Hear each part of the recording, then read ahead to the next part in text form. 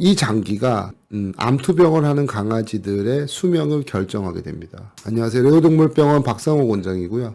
보통 이제 종양을 발견하고 진단을 받게 되면 대부분 이제 수술을 하게 되죠. 이 수술을 하고 이후에 이제 항암 치료를 하게 됩니다. 부작용 때문에 이제 항암 치료를 조금 꺼려 하시는 분들이 많아요. 혹은 이제 강아지의 상태가 이제 항암 치료를 견딜 수 없는 상황인 경우들도 많이 있습니다. 그 대표적인 장기가 오늘 제가 설명드릴 이 콩팥입니다. 콩팥. 신장의 기능이 견뎌줄 수 있을 때까지 약을 쓸 수 있다고 생각하시면 됩니다. 그것이 항암제일 수도 있고 항생제일 수도 있고 뭐 일단 다른 약물일 수도 있습니다. 그래서 암 치료하는 아이들 항암 치료나 항암 저희 병원에서 처방하고 있는 보조제나 이런 것들을 처방하기 위해서는 기본적으로 신장 기능이 정상인 상태여야 합니다. 굉장히 초소형견의 치와와입니다. 이제 유선종양을 진단을 받고 이미 폐전이가 된 아이였거든요. 그래서 유선종양은 저희 병원 치료법으로 잘 치료가 됐습니다. 이 아이 같은 경우에는 이미 폐전이를 진단받은 상태였기 때문에 사실상 이제 수술이 불가능해서 저희 병원 치료법으로 치료를 하신 거고요. 최근에 엑스레이 상으로 봤을 때 이제 폐전이 된 종양의 크기 변화는 거의 없습니다. 저희 병원에서 처방하고 있는 항암 보조제로 전이된 종양의 성장을 억제하는 것은 어느 정도 이제 유지가 되고 있는데요. 이제 문제는 이제 콩팥의 기능입니다. 대부분 신장의 문제로 인해서 더 이상 약을 못 먹게 되는 경우들이 발생하게 됩니다. 보시면 지난 25년 3월에 검사했던 건데요. 보면 크레아티닌 수치가 0.7로 굉장히 좋게 나왔습니다. 그래서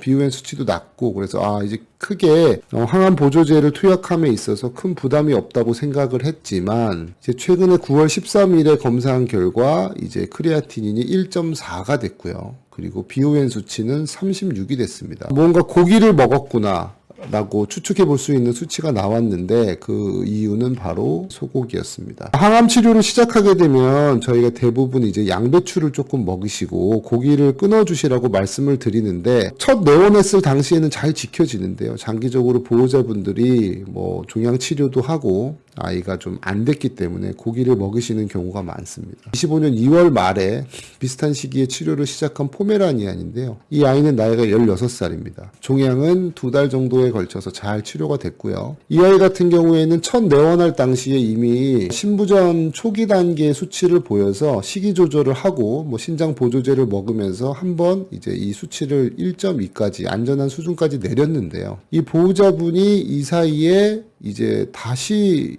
식이 조절에 실패하면서 비후엔이 높아졌죠. 뭔가를 먹었습니다. 뭔가를 먹어서 신장이 일을 많이 하게 되면서 다시 신부전 초기 상태의 수치값이 나왔는데요. 그거는 이제 이분은 고기를 먹이시진 않았는데 영양제를 너무 많이 먹이셨어요. 강아지가 먹게 되는 대부분의 음식들은 신장에 부담을 줄 수가 있습니다. 영양제를 먹이시더라도 신장에 부담을 주지 않는 선에서 먹이셔야 돼요. 마지막으로 이제 최근에 저희가 이 아이 같은 경우에는 항암 보조제, 종양의 성장을 억제하는 보조제를 드리지를 못했어요. 이 아이 같은 경우에는 비만세포종 수술을 하고 2달 후에 재발을 했습니다. 비만세포종은 1차 치료 직전에 했던 검사인데요. 보시게 되면 일부 안 좋은 수치가 있지만 사실은 크게 이상이 없습니다. 간 수치가 살짝 높고요. 그 다음에 담낭 수치가 좀 높은데 이거는 아마 이 아이가 고지방 고단백 시기를 상당히 먹었다는 뜻이고 그 보시면 비후엔 수치도 좀 높죠. 이것도 이제 단백질을 좀 먹었다는 뜻입니다. 근데 신장 수치는 실제로 이제 0.5에서 1.3에서 0.9가 나왔어요. 꽤 괜찮은 수치가 나왔습니다. 그래서 이 아이가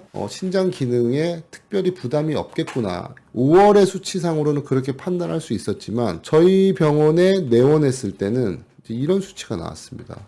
SDMA는 18이 나왔지만 크레아틴인은 이미 신부전 2기에 들어가는 수치가 3.4가 나왔습니다. 그리고 비후에는 80이 나왔죠. 이 아이 같은 경우에는 비만세포종 1차 수술 이후에 강아지가 너무 안 됐어가지고 보호자분이 고기를 너무 많이 주셨어요. 그래서 이미 신부전이 어느 정도 진행이 됐습니다. 이미 인수치도 오르기 시작했죠. 그리고 보시면 간 수치, 담낭 수치 모두가 췌장염까지 왔습니다. 그래서 이런 아이들에게는 사실은 종양을 억제하기 위한 항암 보조제를 투약하는 것만으로도 신부전이 더 심각해질 수가 있거든요. 그래서 이 아이는 결국 저희가 처방을 하지 못하고 그냥 돌아가셨어요.